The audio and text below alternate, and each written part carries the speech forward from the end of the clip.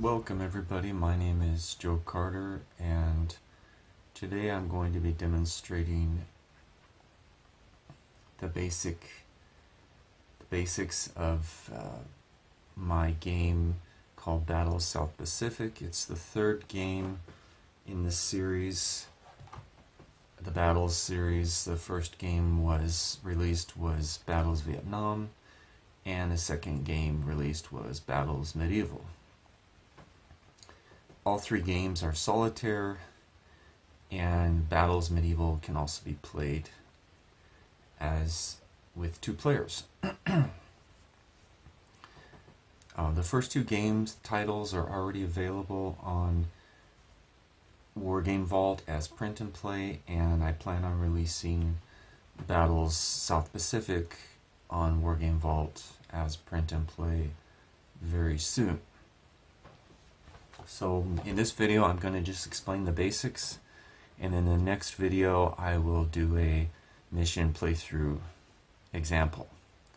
So basically this is, like I mentioned, this is a solitaire game, and the player controls 6 Australian commandos performing a variety of missions. And this takes place in the Bougainville area of the Solomon Islands during 1944 and 1945. So let me start explaining the components. Okay, here we have, we'll start with the map first actually. This is the battle map,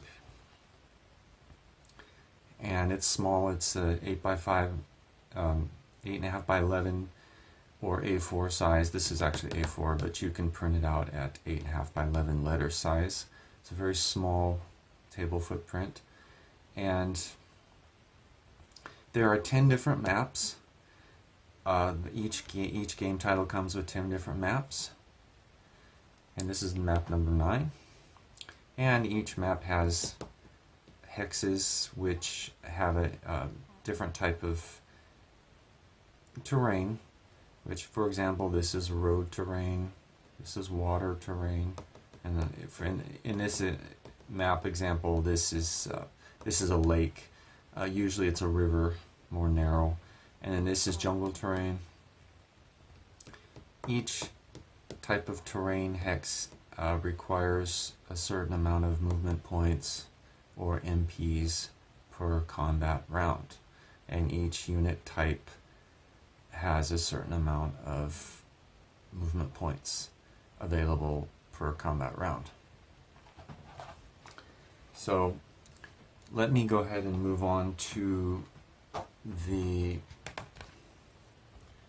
this is the enemy status sheet. It's in a hard top loader, clear top loader holder, and you can use a whiteboard dry erase marker on them and mark off the different things. This has IJA 1, Imperial Japanese Army 1 unit to unit number 10,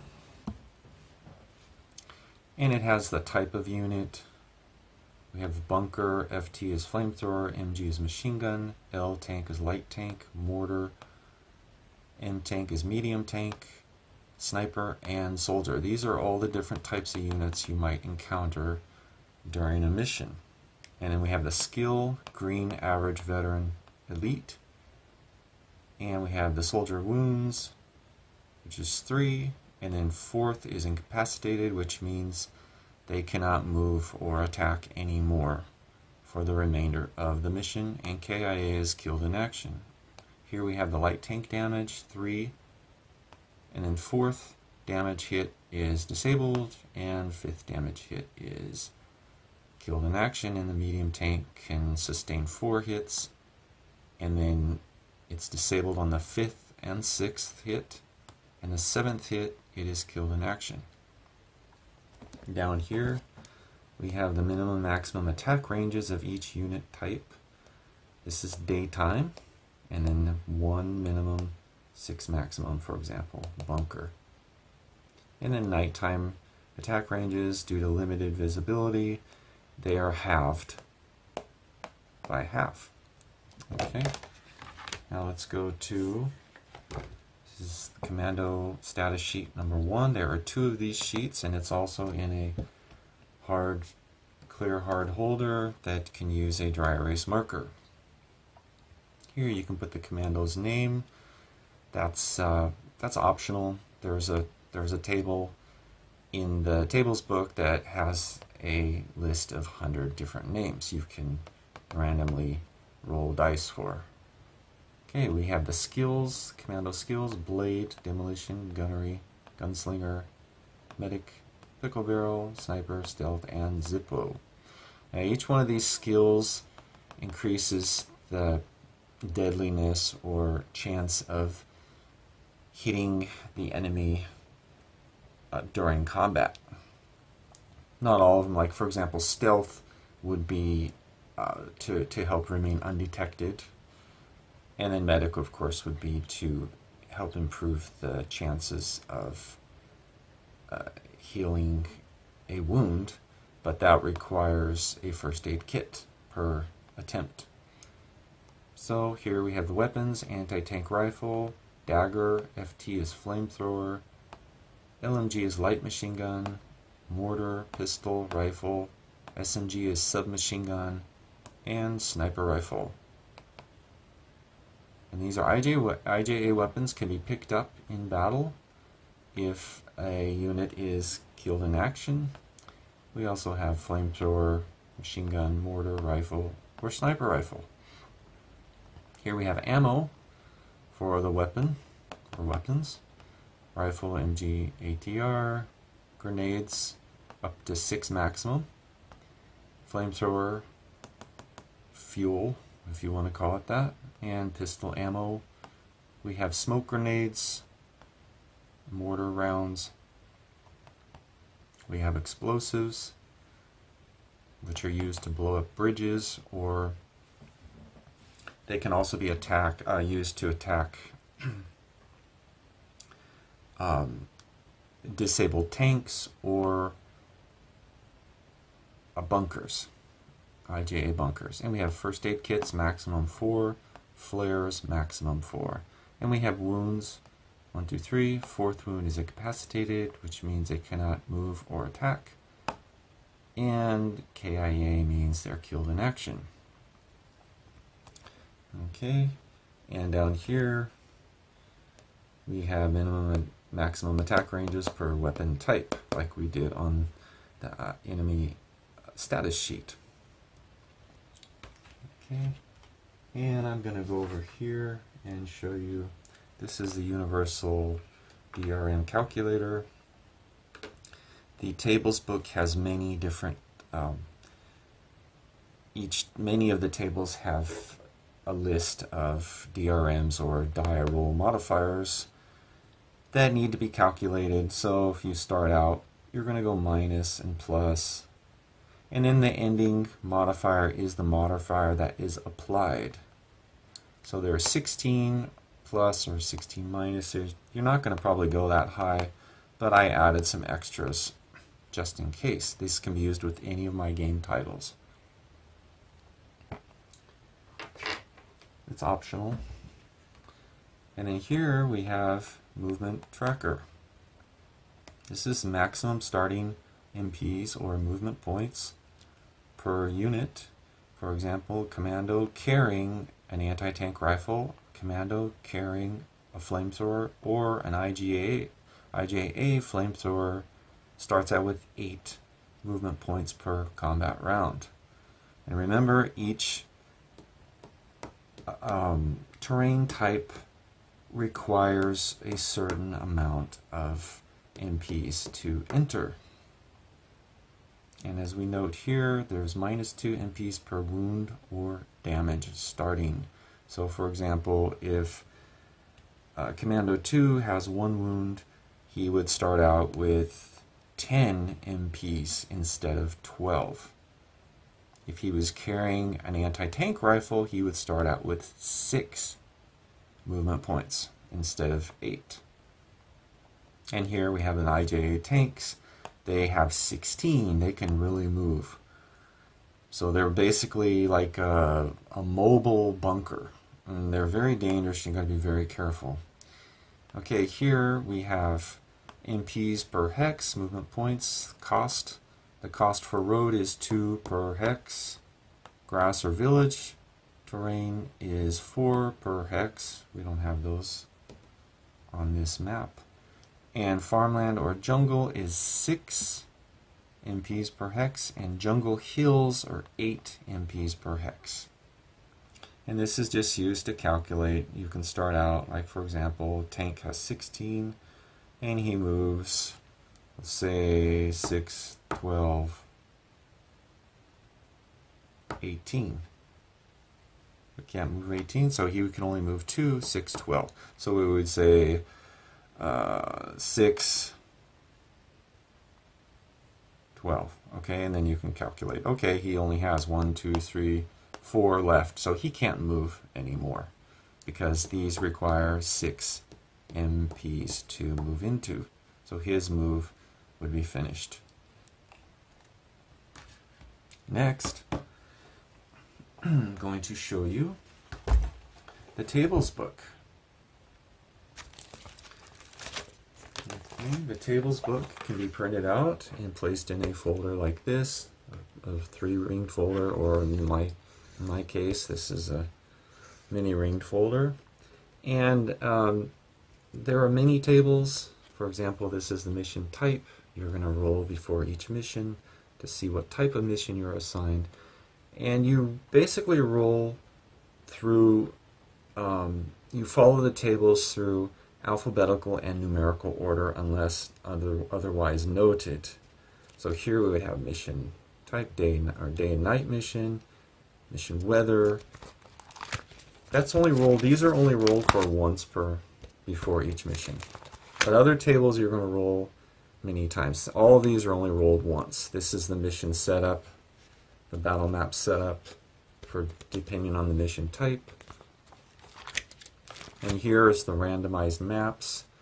So every time you play a mission, everything's randomized.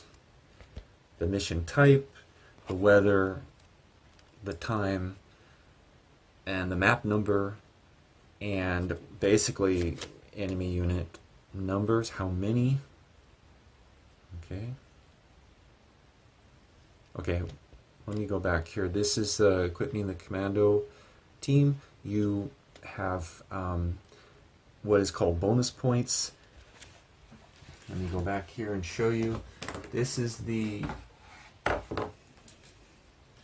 short campaign log, and you can start out with a total of from 1 to 100 bonus points when you start a new game. The more bonus points you start out with, the easier the game will be. I started out with 100 for demonstration purposes today. I fully equipped and armed them and gave them a bunch of, the commandos, a bunch of skills and everything. That'll make the game a little easier. So I used all but 8, actually I used 95 out of 100. So the 5 left over can be saved. These are bonus points. Okay, and let me just show you this real quick.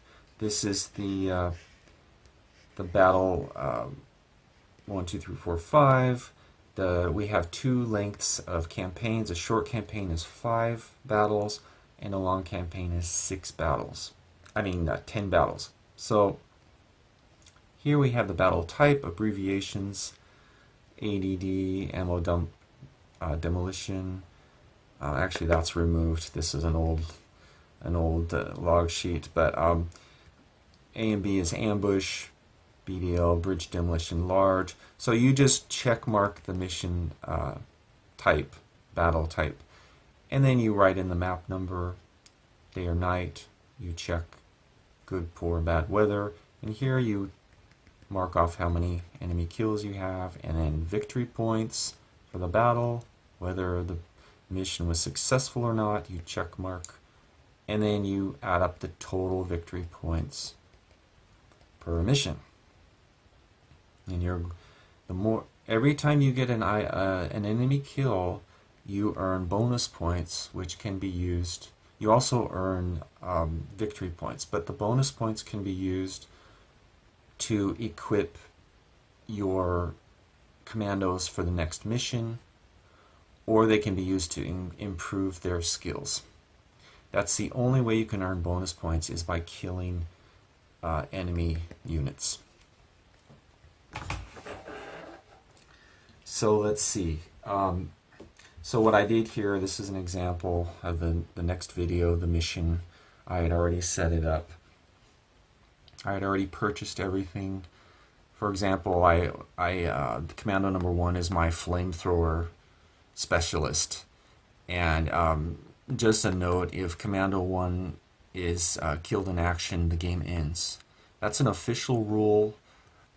If you want to house rule it and say, well, if he died, well, I'm going to continue, I'll just replace him, that's fine.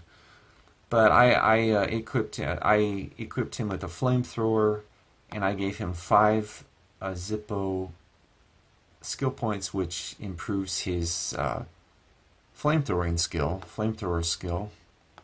And each skill can only have a maximum of 5 points. You can't go above 5.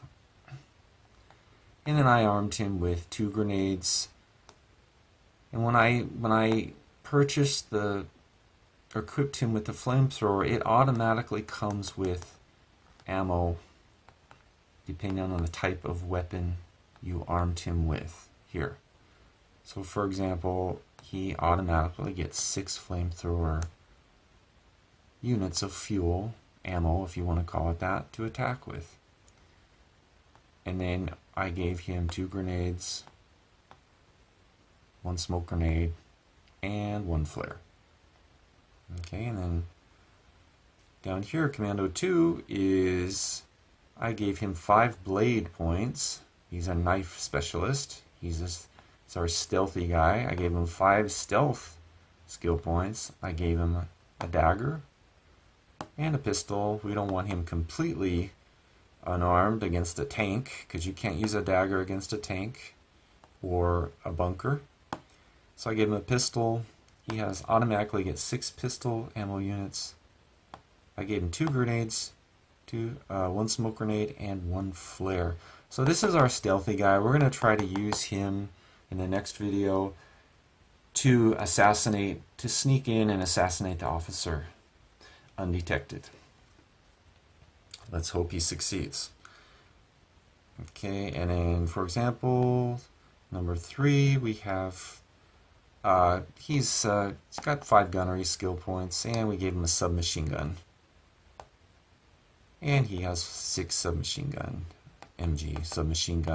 ammo units, and then grenades. So I'll go more into this in the next video. Okay, and I think that's about it. Let me just show you.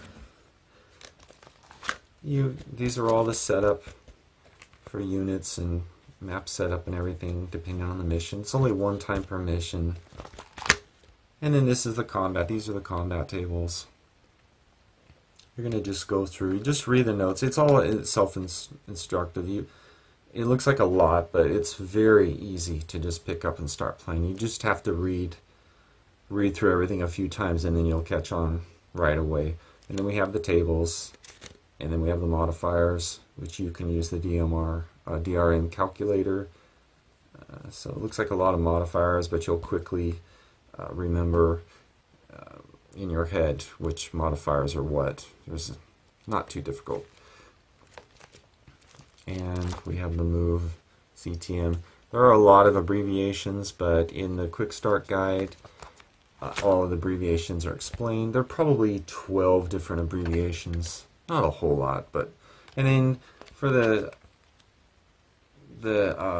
commando team member, you have separate tables for the different types of weapons they attack with. For example, rifle, LMG, or SMG, you're going to roll on table C6. Or if it's a pistol, dagger, attack, you're going to roll on table C7.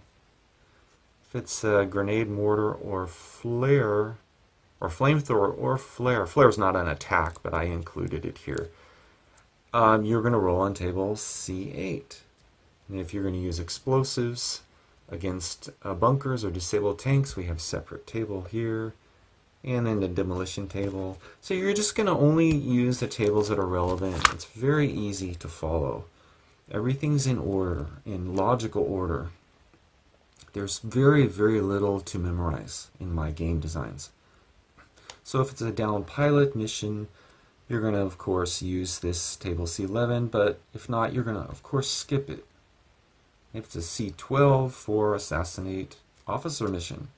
So if it's neither of these missions, let's say it's not a demolition, down allied pilot, rescue, or assassinate, you're going to skip all three for the entire battle. And then this is the end of mission. And we have a wounds table here. You're going to jump back and forth. If a commando gets wounded, you're going to go to table D1 and it will instruct you. You don't have to remember. But eventually you will remember the table numbers. Okay, and then we have end of mission here. And you calculate victory points per unit killed or commando lost. Mission failed, you're going to get minus 100. And just so you know, if it ever goes minus during mission number 1 of a short game, or minus okay, wait, let me go back. Okay, after mission number 1 in a short game, if it ever goes minus victory points, you automatically lose. And if it ever goes minus after mission number 3, starting with mission number 4 for a long game, the game ends. And then we have final scoring here in table F. This is after you complete 5 or 10 missions. You can calculate your victory point total. This is your results. And then this is the name commando team names generator. This is optional. You don't have to name your men, but it helps with the narrative. Okay, I think that's everything. I wanted to keep this video short. In the next video, I will be doing a mission playthrough video for an assassinate officer assassination mission, and it will be on this map. Everything's already set up. So thank you for watching, and I will see you soon in the next video.